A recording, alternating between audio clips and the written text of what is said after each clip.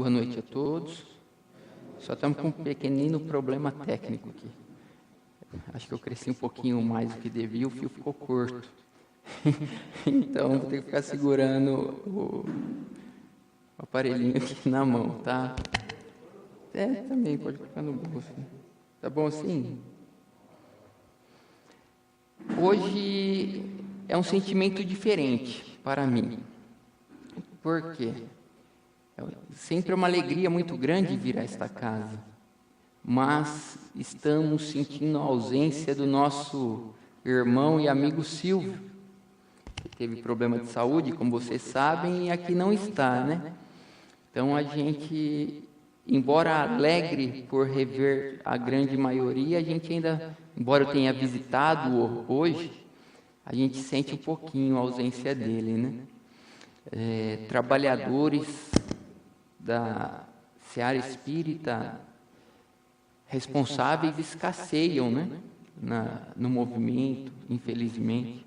Então, quando alguém como o Silvio e tantos outros se ausentam dos trabalhos, a gente sente. A gente sabe que é um problema físico, né? Mas a gente sente. Eu não poderia deixar de externar aqui essa minha parcial tristeza.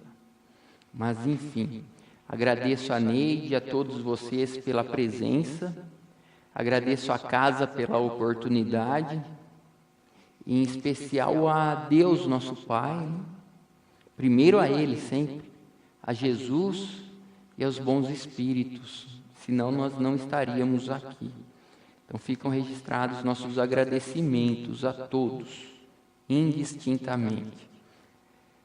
Eu vim pensando em como abordar o tema, o sentido da vida. E por quê? Porque nós estamos encarnados.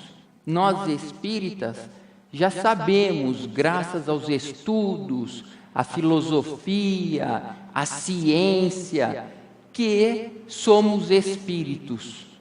Espíritos vivenciando uma experiência no corpo com uma finalidade determinada. E essa finalidade, se olvidada, nós nos perderemos no caminho. A vida no corpo nos impõe deveres, nos impõe obrigações, nos impõe movimento, vontade, o exercício, em busca, primeiro, da nossa subsistência, a manutenção da vida física e também o aprimoramento do intelecto, a convivência social, o aprimoramento do comportamento moral, que, como dizem os espíritos superiores, a moral é a regra da boa conduta, e nós que estamos na carne sabemos que muitas vezes as nossas vontades encontrarão resistência na vontade do próximo, porque a nossa vontade é uma e a dele outra. Muitas vezes os interesses se chocam e aí surge o litígio, surge o conflito, interesses opostos. Nós sabemos que, como espíritos, encarnamos, pegamos esse instrumento para interagir com a matéria grosseira com uma finalidade precípua, que é a nossa evolução, o nosso progresso. Progresso, lei universal. E se nós não compreendermos isso, nós não aproveitaremos a oportunidade que estamos tendo. E isso é tão importante que conversava com a Neide e com o Silvio, agora à tarde. Eu vim mais cedo, que eu tinha compromisso profissional aqui, tive que passar no fórum trabalhista, devolver um processo que estava em meu poder, e aproveitei, já fiquei visitando o Silvio, e nós conversávamos, inclusive sobre essa campanha, Suicídio Nunca. E não deu tempo, mas nós paramos e pensamos, e agora expomos, né? Porque o que leva alguém a se suicidar? Por que a pessoa acredita que a ceifação da vida orgânica será a solução? Muitas pessoas me questionam: Vinícius, você diz que é espírita, mas tem provas de que a vida continua após a morte? Será que há como demonstrar isso? Ainda ontem conversava com um médico, um psiquiatra, e é claro que, como psiquiatra, ele não pode expressar as suas convicções religiosas, mas nas entrelinhas nós percebemos que ele duvida um pouco. E veja, um médico psiquiatra que trabalha com o cérebro, por certo, ele viu que não há muita diferença entre o cérebro do homem e do animal. E o que faz essa diferença comportamental? Apesar que muitas vezes nós agimos como os animais, né? E a gente começa a raciocinar, a questionar e as pessoas a nos indagar: existe mesmo a vida após a morte? Sim, existe. E há duas formas de demonstrá-la. Uma através da filosofia, raciocinando, pensando, analisando. E outra através da ciência. E a ciência, aqui a gente abre um parênteses para esclarecer o que é a ciência.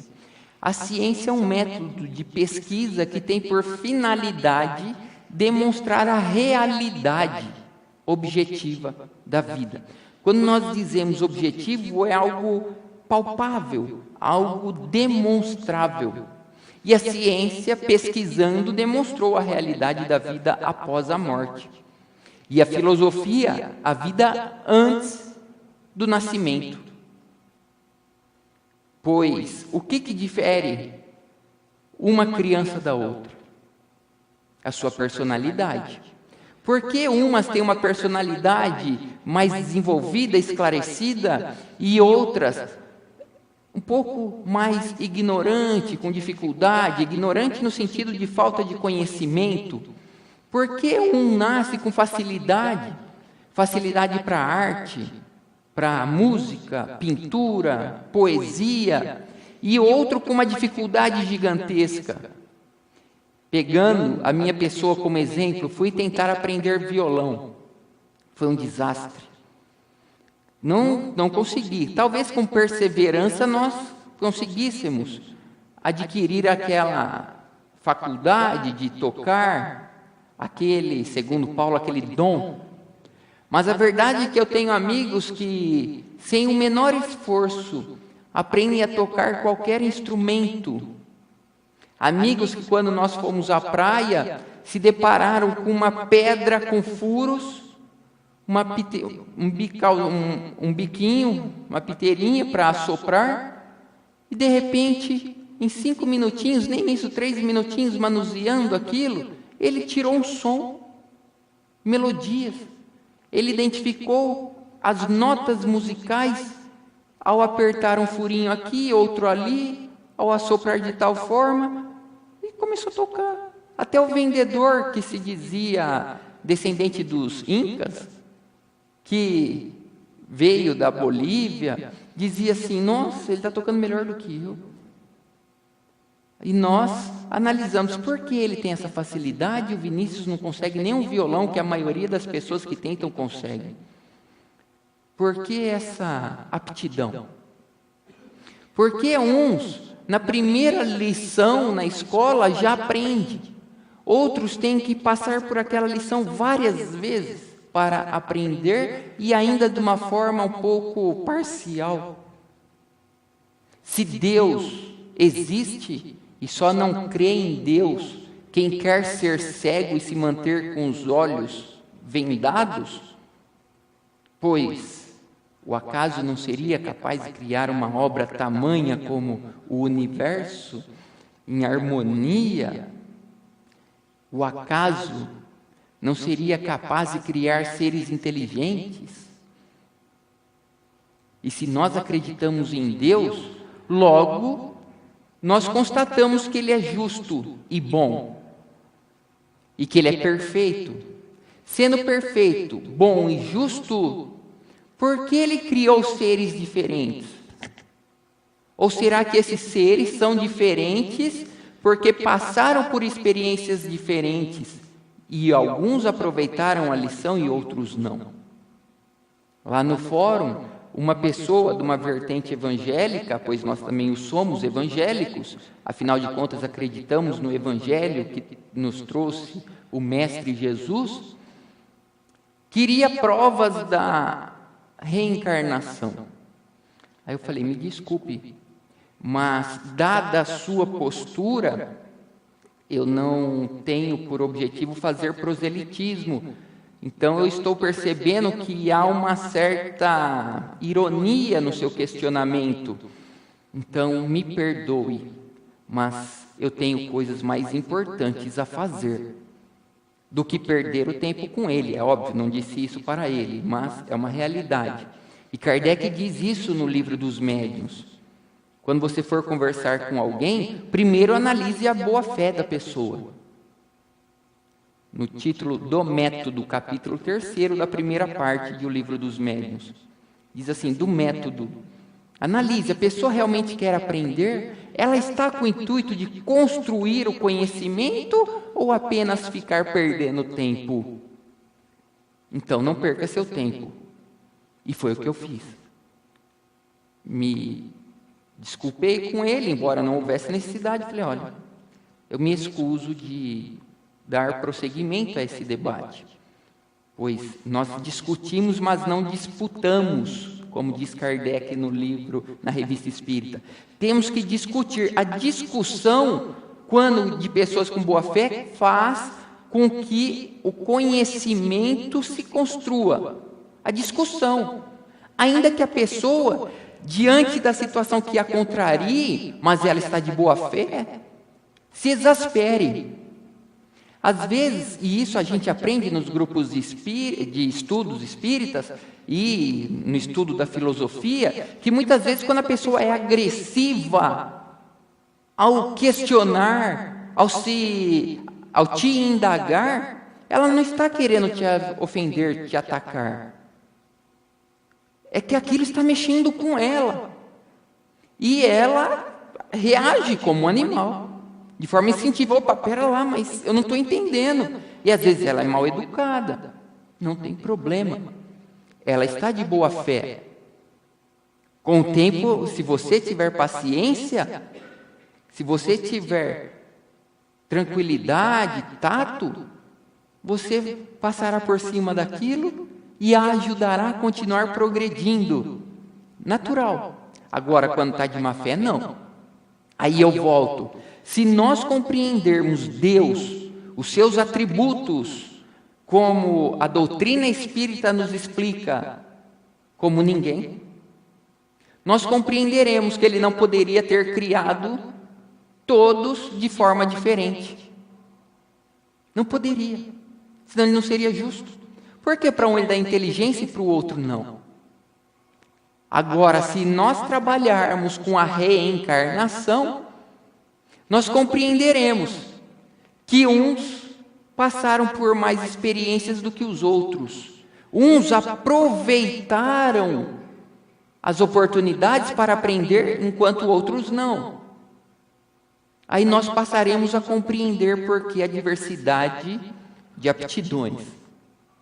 Mas voltemos. Embora isso seja importantíssimo, o aproveitamento da oportunidade. Qual o sentido da vida?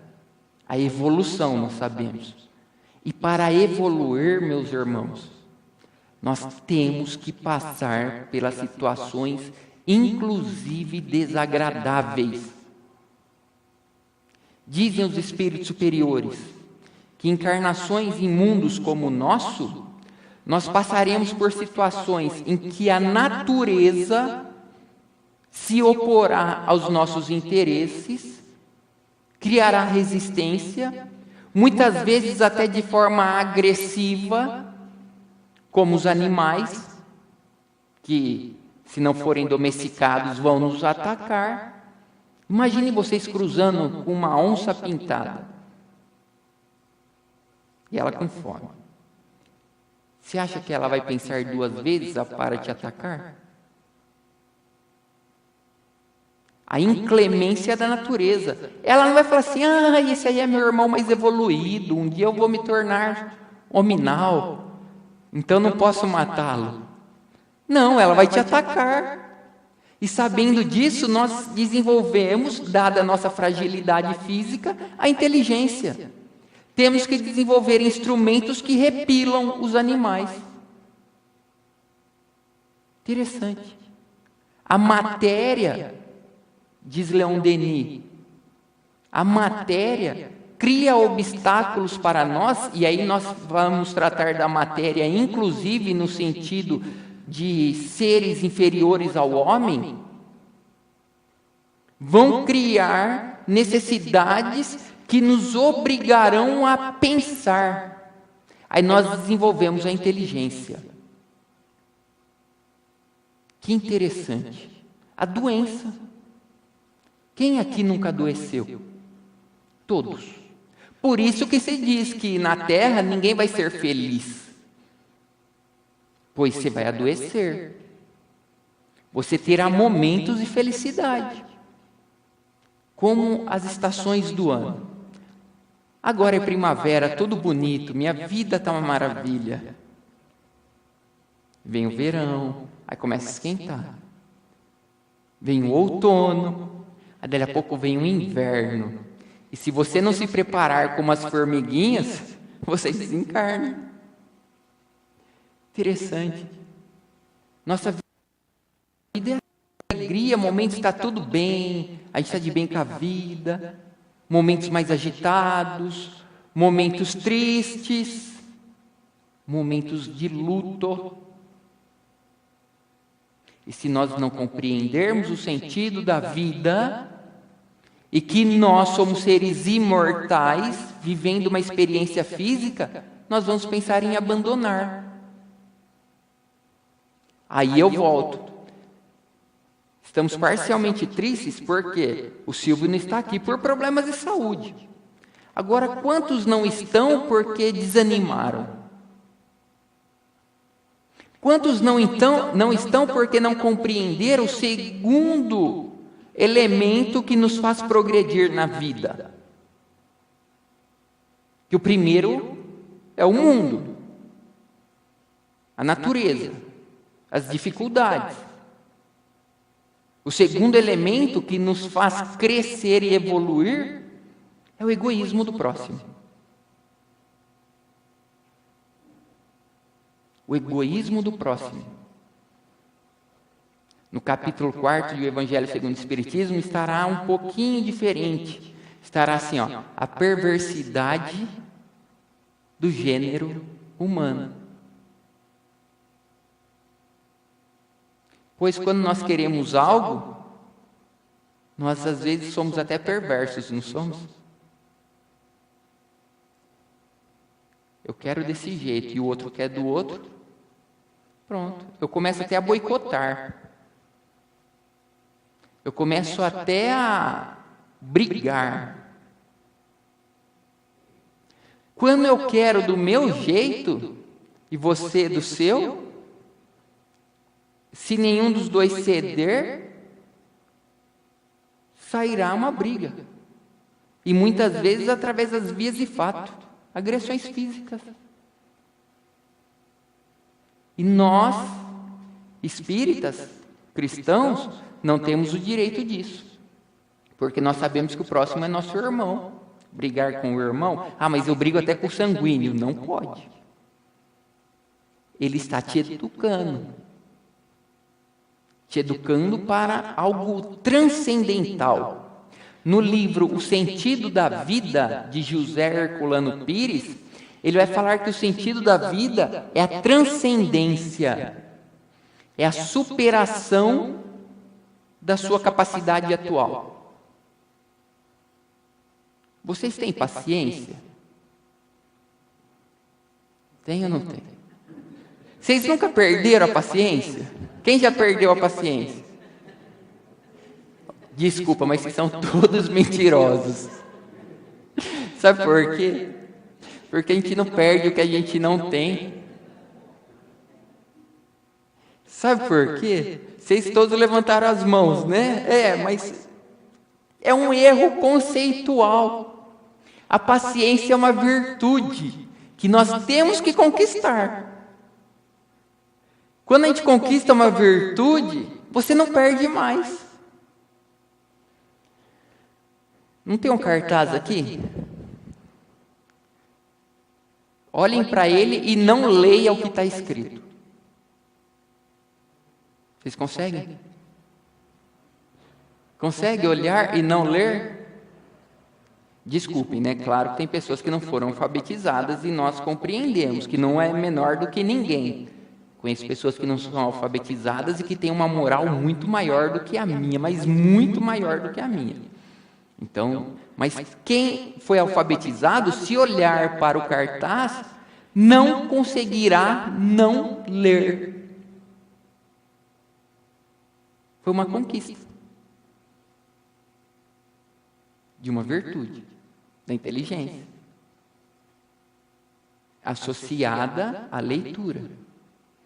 Bateu o olho, você lê. Não tem jeito, você lê. Por isso que eu não uso camisetas escritas em palestra.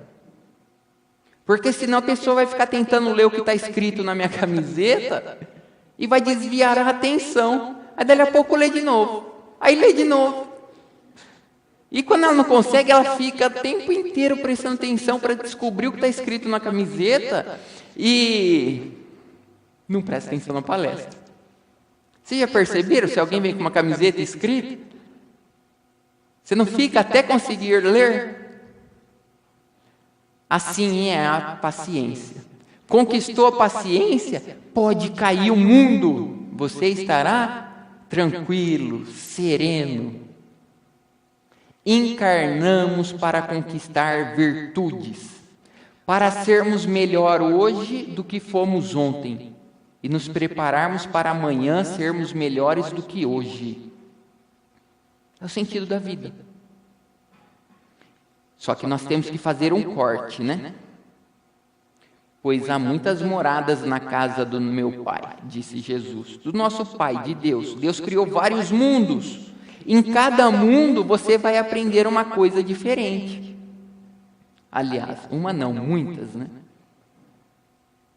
No capítulo 11 do Evangelho segundo o Espiritismo, o Espírito vai dizer assim, ó, na Terra, a finalidade é o desenvolvimento da moral.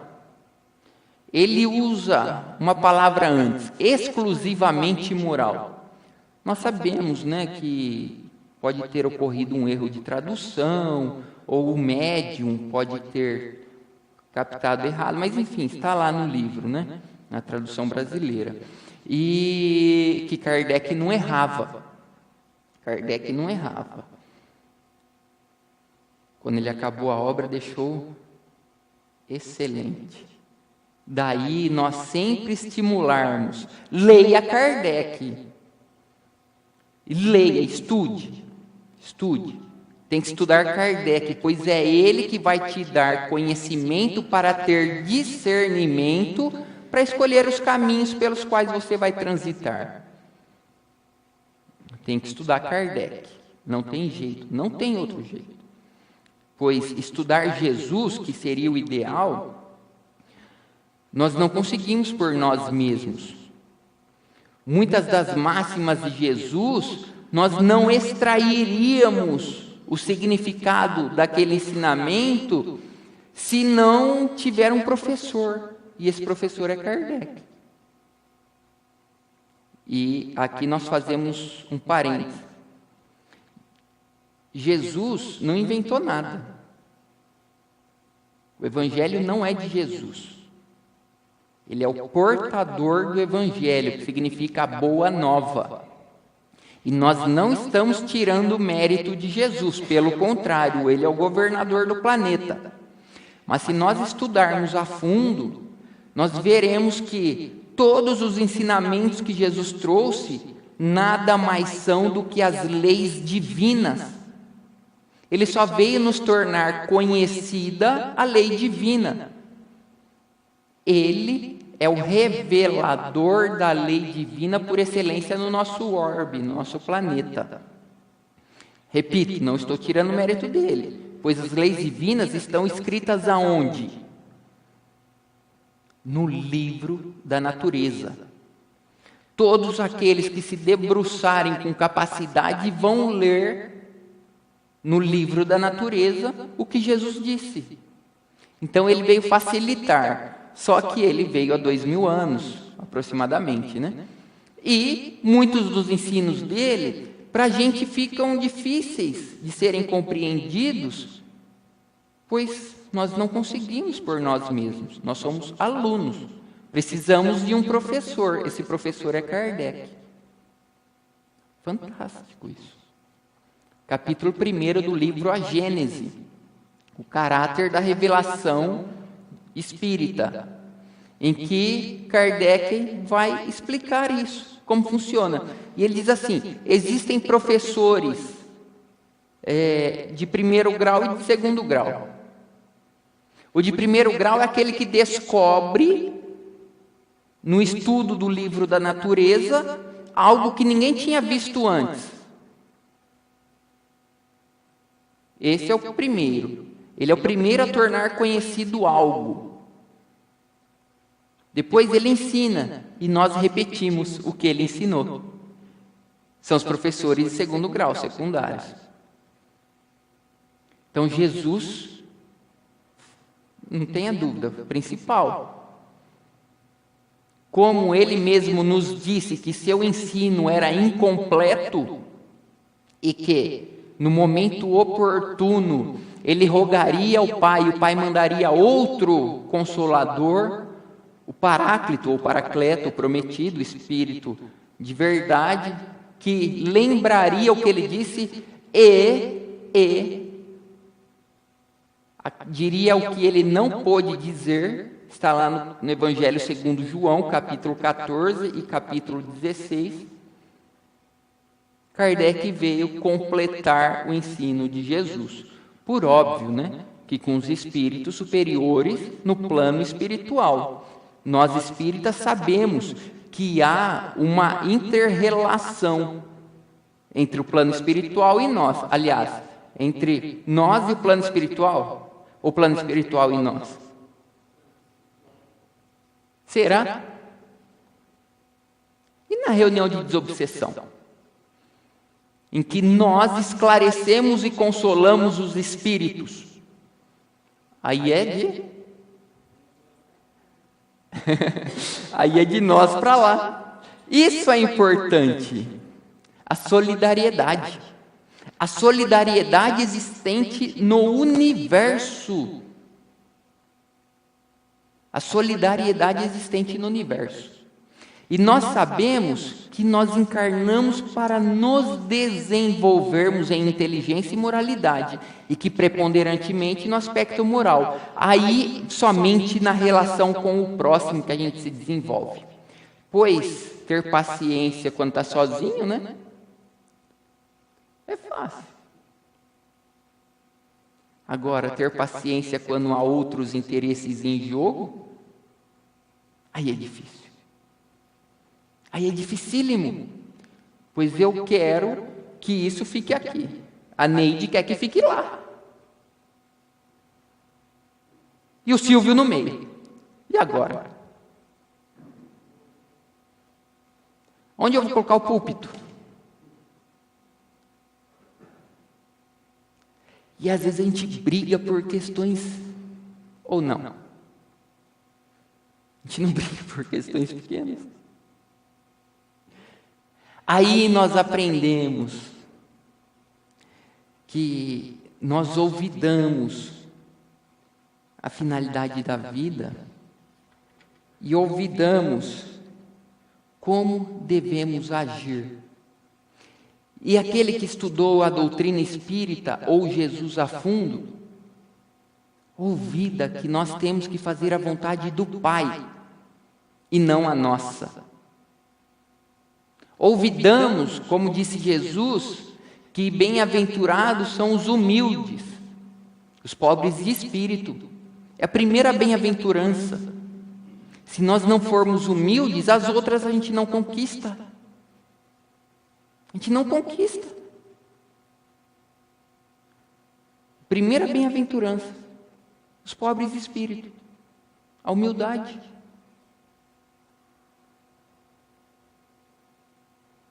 Interessante.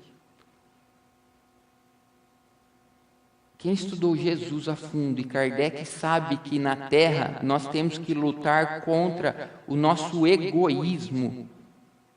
Mas Vinícius, todos são egoístas? Todos. Não sou eu quem digo. São os espíritos superiores. E Kardec descobriu por que nós somos egoístas. Ele descobriu. O egoísmo é fruto do instinto de conservação. Vocês já viram o urubu quando encontra carniça? Quantos vão? A meia dúzia, né? Uns 8, 10. Vocês já viram um tentando enxotar o outro para comer? Para quê? Vocês já viram a hiena? A hiena só come depois que o leão, a leoa, deixam o resto. E por que não vão comer junto? Porque senão o leão e a leoa vão atacá-lo. O que é isso? Eu tenho que sobreviver. Depois, se sobrar, eu não ligo. Estou saciado. Os animais, os machos em relação às fêmeas. Num bando de leoa, tem quantos leões? Um. E por que só ele? Porque ele quer conservar a sua hereditariedade. Instinto de conservação. Eu quero me manter o que é meu. O resto é resto. Aí Kardec, estudando, ele descobre que o egoísmo, que é a doutrina do eu, é fruto do instinto de conservação. E como nós estamos perto do reino animal, tanto que nós temos a reação dos animais em muitas vezes, até a irracionalidade dos animais, não é assim? Nós estamos todos ainda submetidos à doutrina do eu. Eu primeiro, o resto vem depois. Mas nós já acordamos para a inteligência. Nós já acordamos para a inteligência. Agora nós podemos discernir um pouco. Quanto mais a inteligência se ampliar, se desenvolver, mais nós discerniremos. Hoje nós já sabemos que sozinho a gente não terá o que a gente tem. Quem é que sabe fiar, tecer, fazer roupa, tecido? Quem é que sabe costurar? Um ou outro. E os outros não. Quem sabe cozinhar? Quem sabe plantar? Quem sabe colher? Quem sabe construir uma parede? Será que é só colocar um tijolinho sobre o outro? Interessante que Jesus disse sobre isso. Se queres construir uma casa sólida, construa sobre a rocha. Até engenharia ele ensinou. Não é assim? A gente faz o alicerce primeiro. E se não fizer bem feito, a casa cai. A história dos 3 porquinhos, né? Vem o lobo, sopra uma, se desfaz. Vem outro, ele tem que puxar um pouquinho mais de fôlego. A terceira ele não derruba. Aí a gente percebe que o outro tem para me dar. A greve dos caminhoneiros. Um desespero geral. Nossa, eu tenho compromisso em outra cidade, eu não tenho combustível. Puxa, eu fui fazer a feira, não tinha verdura, legumes, frutas. O preço do ovo subiu, o arroz, feijão, a carne, meu Deus, começou a estragar a carne, o preço subiu, o meu salário não. Aliás, perdi o emprego. E agora?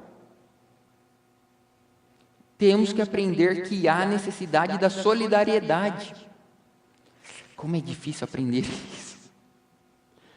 Eu não sei vocês, mas é difícil. Pois a gente olvida, a gente esquece que é necessário fazer concessão, ceder, saber o momento oportuno de interceder. A pessoa está irritada, você vai falar com ela? Ela vai dar ouvido? Quando vocês estão irritados, vocês dão ouvido? Difícil, né? A pessoa acabou de perder o filho. Desencarnou, aliás, perder não, que nunca foi dela, né? O filho desencarnou, mas o sentimento é dela.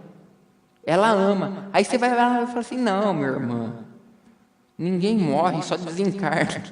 É isso que ela quer ouvir? É isso que a gente quer ouvir? Por isso que a gente tem que estudar antes, se preparar, que o inverno virá. O inverno virá, é da lei. A dor vai bater na sua porta, na minha.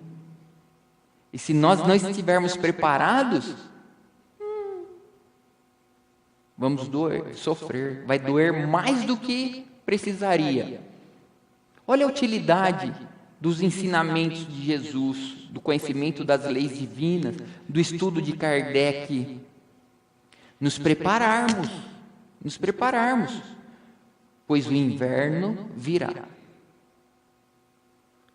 Para não nos pegar despreparados, nos preparemos.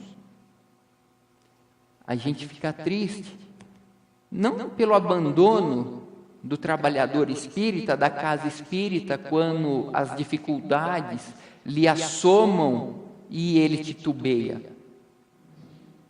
Não é pelo abandono da... A gente fica triste porque às vezes a gente fica pensando, será que eu falhei na condução de uma palestra? Será que eu falhei na condução de um grupo de estudo? É claro que a cada um segundo suas obras. Se a pessoa não quiser, mas nós temos o dever de dizer, não percam tempo, estudem. Aprendemos a respeitar, a ter indulgência com as imperfeições alheias, assim como nós precisamos da indulgência alheia.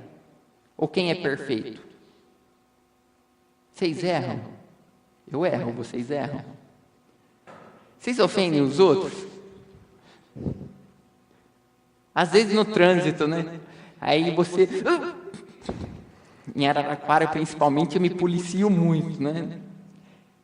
Pensou xingar alguém, depois a pessoa me encontrar na palestra, né? Em Porto Ferreira é fácil, né? Que a gente já vem preparado, né? Eu tenho que manter a tranquilidade, para manter a sintonia com o bom espírito, para ele me inspirar. Tudo bem.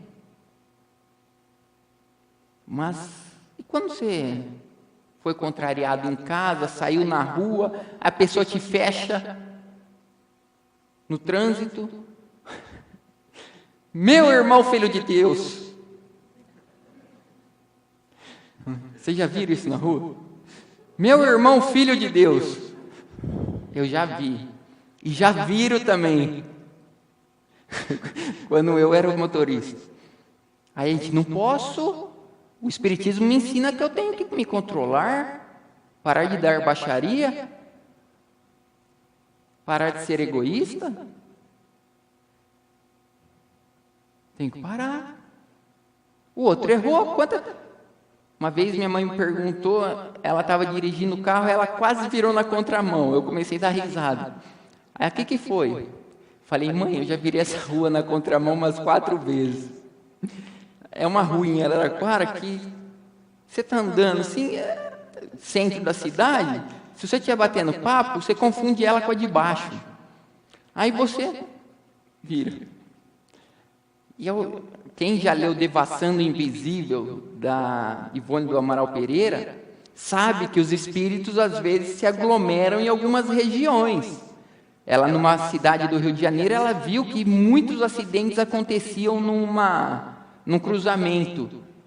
Aí ela ficou intrigada, né? Por que acontecem muitos acidentes ali?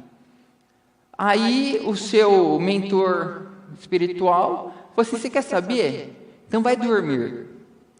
Aí ela deitou, ele a magnetizou e levou. Tinha um bar. E naquele bar, um monte de espíritos. E eles, para se divertirem, provocavam acidentes ali. Aí ela falou: mas é possível isso? E ela entrou no bar. E o mentor, eles não conseguiam ver os espíritos, mas eles viam. E viram que ela estava ali, que era um elemento estranho. E o espírito falou assim: deixa ela prender. De repente, um olhou lá do canto, que o elemento, o chefe, fica sempre no canto, né? Com os outros ali, os principais em volta e o resto espalhado. Olhou para ela, fitou e falou assim: o que você está fazendo aqui? Ela bobeou: não, eu vim aqui, né, conhecer. Por que seu braço está quebrado? Não está quebrado. Não, seu braço está quebrado. Aí já veio um outro: seu braço está quebrado. Outro: seu braço. O braço dela está quebrado, o braço está quebrado. Começou a doer. Ai, meu braço, ai, meu braço, ai, meu braço. E ela era espírito. Estava fora do corpo. Ai, meu braço, ai, meu braço, ai, meu braço. Aí o mentor dela virou e falou assim: Ivone, você quebrou o braço? Não, mas está doendo. Sugestão mental. Aí ele atirou dali, deu passe no braço dela, parou de doer. Aí falou: tá vendo por que acontecem acidentes aí nesse cruzamento?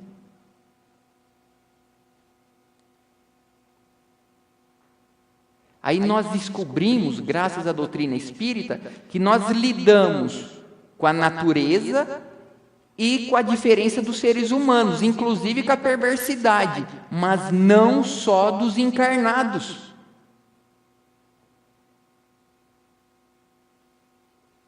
Parecia que nem ia fazer sentido, né? Mudou o assunto. Não só dos encarnados. Nós lidamos com os espíritos encarnados e desencarnados. E como a Neide muito bem disse na abertura, nós temos um anjo da guarda. Ele está nos ajudando. Se nós dermos ouvido a ele, ele nos ajudará, nos guiará. Mas se nós não dermos ouvido a ele, ele se afastará. E outro ocupará o lugar. Vai ocupar o lugar. Aí de repente, você está com o braço quebrado. Você está com o braço quebrado. Não, está com o braço... Pronto. Ó a dor, ó a doença se instalando.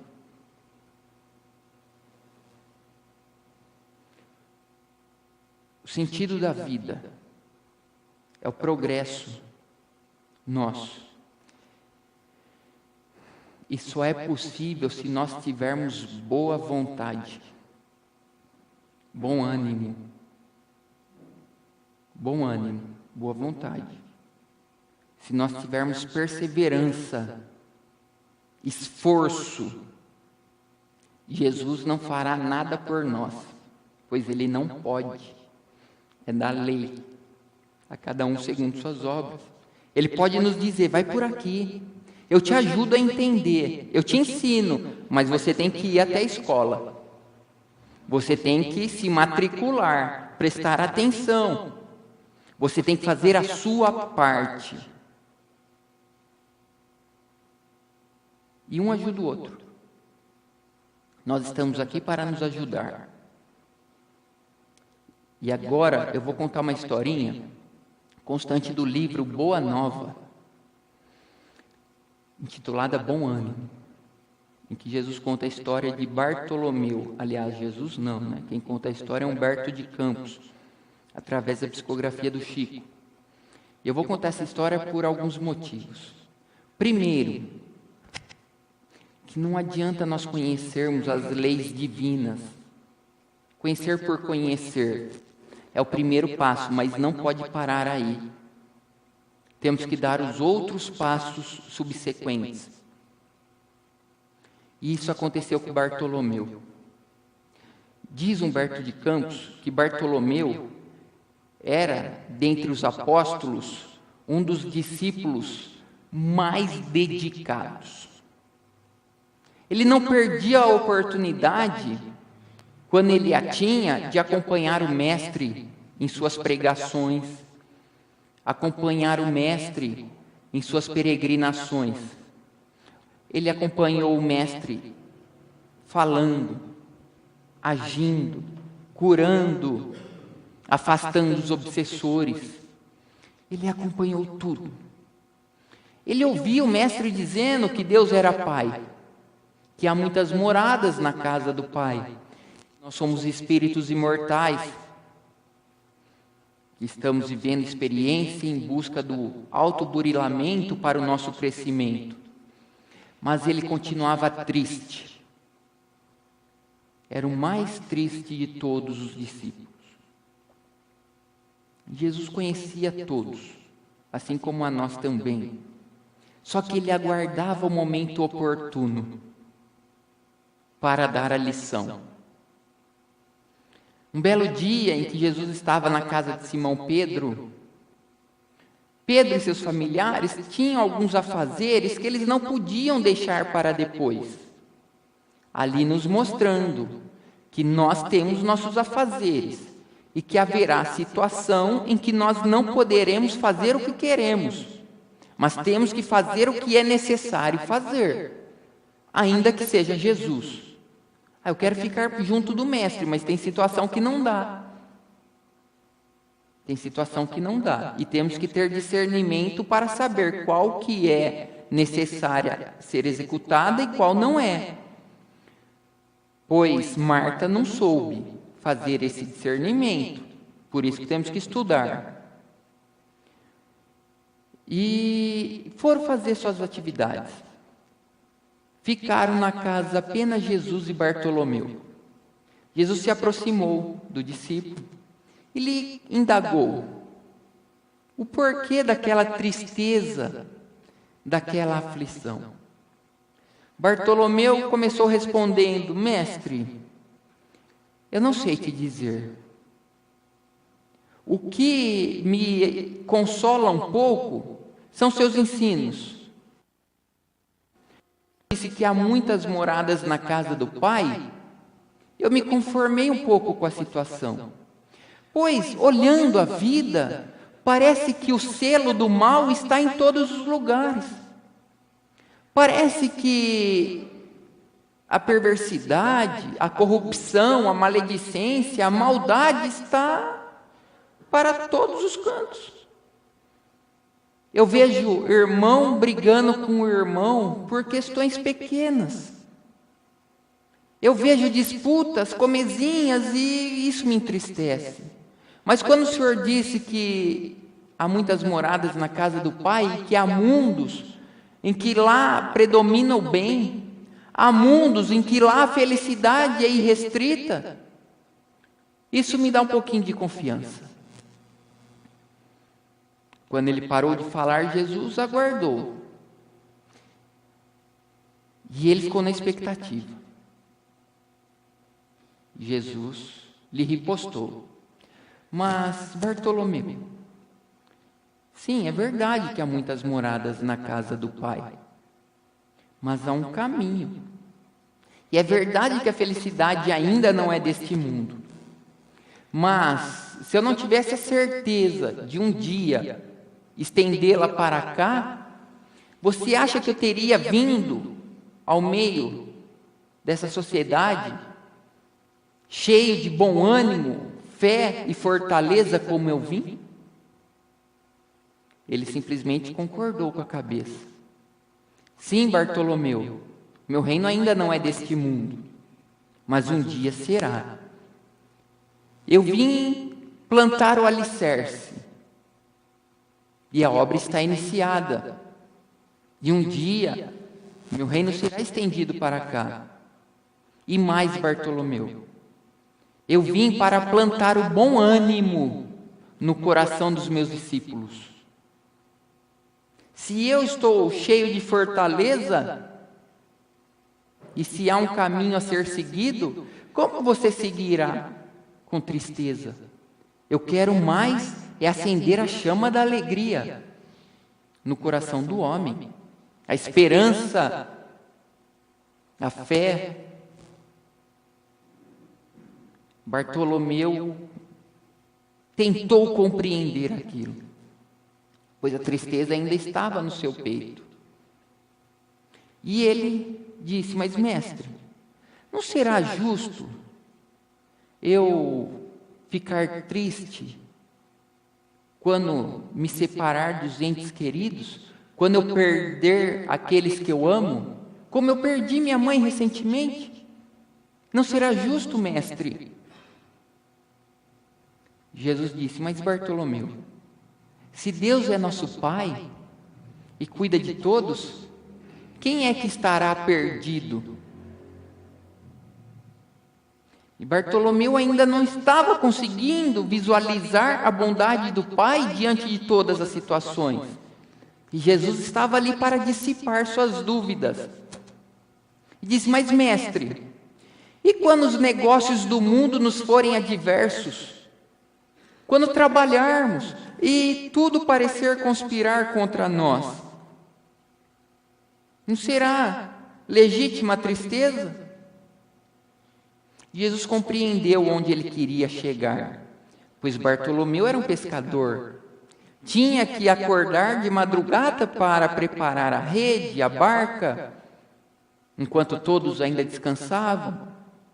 Ele ia para a pescaria, que muitas vezes não era bem sucedida, e quando retornava, os comerciantes que adquiriam produto do seu trabalho tentavam espoliá-lo, oferecendo valores baixos, que mal daria para ele custear suas necessidades e de seus familiares. Aposentadoria, nem pensar. A semelhança do que acontece hoje. Esses intermediários que, para obterem lucros, não pensam no trabalho alheio. E Jesus compreendeu o motivo da aflição de Bartolomeu e esclareceu: mas Bartolomeu, quem será bem-sucedido? Aquele que conquista a riqueza hoje para se perder na vida através da entrega às tentações? Ou aquele que trabalha com fé e esperança, na certeza de que o amanhã será próspero no seio do Pai? Bartolomeu, naquele momento, não conseguiu captar a profundidade dos ensinos de Jesus, pois Jesus se referia à bem-aventurança da vida futura, no mundo espiritual, que Kardec veio nos esclarecer, que aqueles que riem aqui chorarão lá mais tarde. E que aqueles que sabem chorar aqui, pois chorar todos choram, mas só alguns sabem de fato, serão bem-aventurados no mundo espiritual, pois foram fiéis ao Pai. Bartolomeu não conseguia naquele momento captar a profundidade dos ensinos, mas já estava ali a semente depositada. E ele continuou indagando. E Jesus disse: será que as adversidades do mundo, Bartolomeu, não são um convite divino para fazermos melhor do que temos feito? Pois muitas vezes nós nos acomodamos. Aí vem a demissão. Por quê? Porque você se acomodou.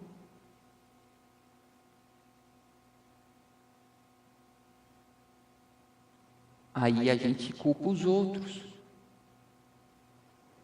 quando deveríamos culpar a nós mesmos. Mas a lei do progresso vai agir sobre nós. Aí vem a demissão, vem o pé na bunda, para te empurrar para frente. E aquilo que aparece ser um mal é um bem. Bem-aventurados os aflitos. E Bartolomeu foi captando aquelas palavras, guardando no coração, para refletir e aprender a lição. Ele morava em Dalmanuta, uma vila próxima. A hora passou, ele tinha que voltar para o seu lar.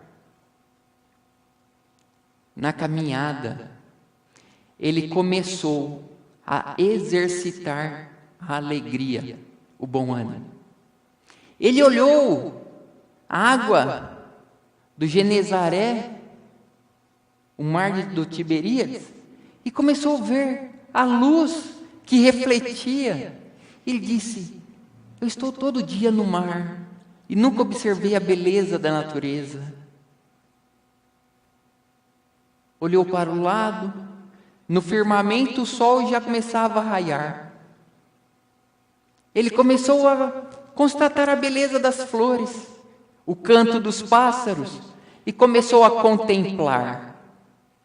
contemplar a beleza de Deus, a sua sabedoria. Ele começou a mudar, que tem um início.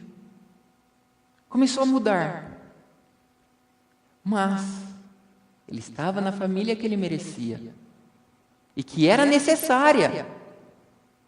Merecia por ser necessária para lhe ensinar.